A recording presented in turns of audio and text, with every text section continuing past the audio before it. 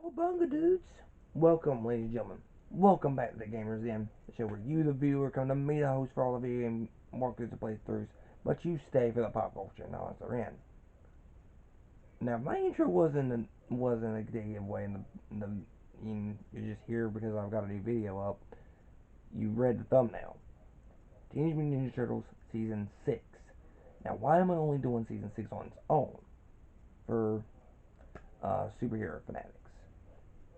That's because Season 6 is its own standalone storyline, separate from the first 5 seasons of Teenage Mutant Ninja Turtles. And Season 7. It leads into Season 7, yes, but it's firmly set in its own universe, too. More specifically, we are looking at Season 6, Fast Forward. Starts out pretty normally with the turtles chilling in their lair, along with Master Splinter. Mikey and Raph are fighting over the TV remote, then when suddenly, boom, they are sent hurtling 100 years into the future, from 2005 to 2105. That's right. Oh God. I'm gonna actually do the math on that. I'm actually curious on that. On where we are now. So we are 2022 now. Where's my calculator at? There it is. 2022 minus, wait, 2105 minus 2022. So in 83 years from now, we will be in this time. We will be when Turtles Fast Forward takes place, and they meet the grandson of Casey and April, Cody Jones. Make friends with uh, who would eventually be his girlfriend, Starly. I'm not going to pronounce her last name. Um, of course, Splinter's back now. Cody's got a butler named Serling. Very posh, very funny. Um,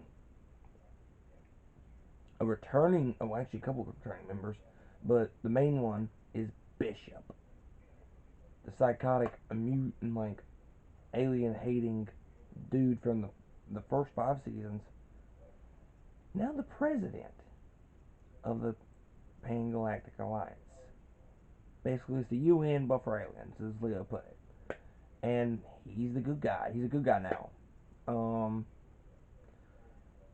New design too for all the characters for the most part.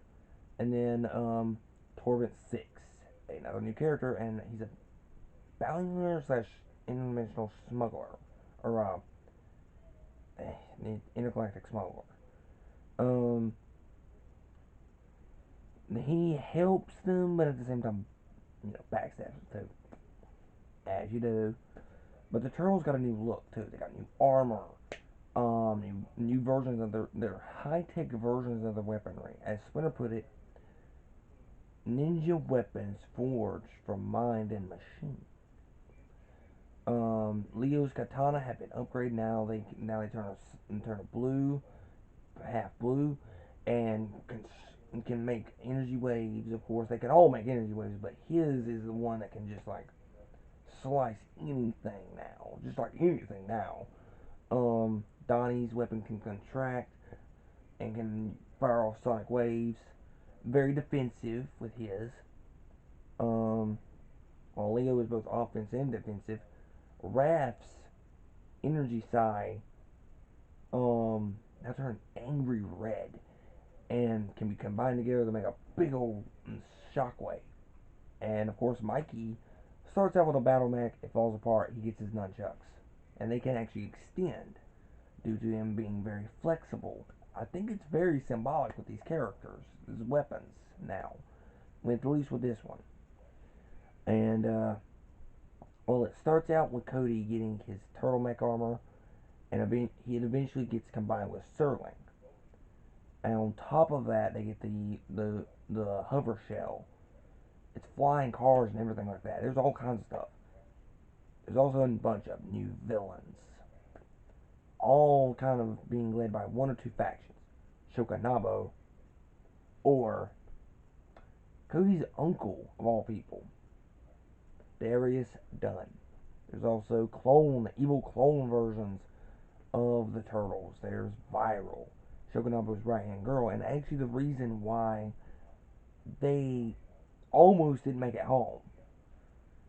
On top of that, there's the Inuyasha Gungeon, which actually become good guys at some point during the series, and basically the foot of this set, led by Jammerhead, the Street Phantoms. These guys can basically go and can walk through shit, meaning that the turtles have to basically, well, they ask the question, how do you fight something you can't touch? Splinter made actually is right. It's very simple. How do you fight something you can't touch? Wait for it to touch you. See? Um, Apparently these guys can't do both, like those three can't. Um, However, then you also have the setting they're in. It's New York, but futuristic. On top of that, they can go out in broad daylight now because they're not the strangest things on the street anymore. Um, but it is different to navigate. They do get new vehicles, tons of new gear. On top of that, all while trying to figure out how to get Cody's time window. You see, that's the thing. This thing was only supposed to view the past. The time travel part was a complete accident. Now, Cody is basically as smart as Donnie and April as well, by extension. He got April's brains, but he also got Casey's recklessness. So, that will tell us what you will. But yeah, it's wild. These villains, ranging from the immense towering strength, but 2 out of 3 stupidity with the triple-headed triple threat, to the cunning and technologically savvy Viral, the turtles are in over their heads this time, really big. But they're able to fight back not only villains, but Darius Dunn, and expose him for the crook he is. Just like Shredder before him. And let's face it, guys, these turtles, at this point, I think they're just happy that they're able to do what they need to do now. They can do now. Now the season ran for about 26 episodes. The next episode, the first episode of um the 7th season, which I'm not gonna call it out yet, sees them. It starts out normal with the old intro, with the season 6 intro, but then at the end of it, well, you know. Now I'm not gonna get into the ending of that. I'm gonna start up new stuff with that. But yeah, they basically are stuck in 2105, and they've got to adjust. Although it doesn't take them long, it really doesn't. But it is future shell shock, which that's actually the name of the first episode. Now they do have to work. They do work with the police a little bit more, led by Constable Bickles, who's a robot, and his main catchphrase is, well, hello, hello, hello, what's all this? He's got a British accent. That's what I'm doing now. He does. He says, hello, hello, hello, what's all this then? I'm just like, okay, I'm okay with that. I like the Brits. I like their sense of humor. The food's a little, yeah, ooh, I'm not touching that. That's just mean. That's just mean. But yeah, this is one. I actually have the first 13 of half of the series on DVD. It's how I grew up. This was one of the earliest movies in my collection. Now I have TMNT, the first 2 Turtles films, as well as just a host of other movies and shows now. It was one of the earliest things I remember having as a kid, having these first 13 episodes of season 6, and growing up with season 7, funnily enough. I actually was watching Saturday morning cartoons when season 7 was popping up, and I remember it very vividly. It's very good. Season 6 was one of my favorite. These episodes were some of my favorites. One of which being Viral's debut episode. There's actually a little, with the intro, it's a little different. watch the first two episodes and then watch the previous episode even, and then watch this episode. The intro is different. The audio's not popping up with Sterling, or Darius Dunn's laugh is different. And honestly, that's cool. I like that. Now, funnily enough, they ditched the more, kind of da da da da da da da for the a more kind of speedy, like it's very almost kind of different versions of rock music here. And the next one actually goes really hard, like headbanger rock into it. It's really good. Probably the best one of the 5 different intros for their series, and it's one of my favorites. Now the art style is changed a little bit. It's a little more sleeker than the first 5 seasons. It's not grungy New York anymore. But yeah, some of my favorite villains come from this set. Yes, Shredder's cool and all. Hun's an awesome bat and meathead of a villain. But Viral? Awesome. I love this femme fatale. I want to talk about her more. Shogunabo is just absurdly creepy. Um, the Street Phantoms are just like some of the funniest freaks I've ever seen.